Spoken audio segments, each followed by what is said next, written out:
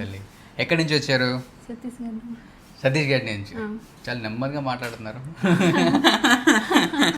Hair straightening చేసుకున్నాను అనుకున్నాను.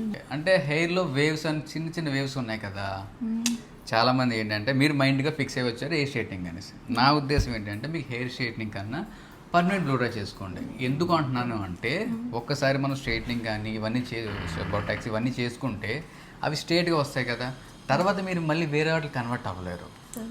అంటే మీకు అది తెలియదు కదా, కొంతమంది స్టైలిస్ట్ చెప్పాలి, మీకు చెప్పట్లేదు. ఓకే, నా సజెషన్ ఏంటంటే ఇదంతా కూడా మీకు అన్మ్యాచబుల్గా ఉంది కానీ పక్ష ఇదంతా సెటిల్ డౌన్ చేసి ఈ కింద ఏమైతే అందమైన బ్యూటిఫుల్ కర్ల్స్ ఉన్నాయో చూసారా, వాటిని న్యాచురల్గా పెడదాం. ఓకేనా, అప్పుడు అందంగా కనిపిస్తుంది. స్ట్రైట్నింగ్ చేసుకుంటే రెగ్యులర్ ఫార్మాట్ లుక్లోనే వెళ్ళిపోతుంది. అలా వద్దు, డిఫరెంట్ చేద్దాం, మీకు తగ్గట్టు చేద్దాం.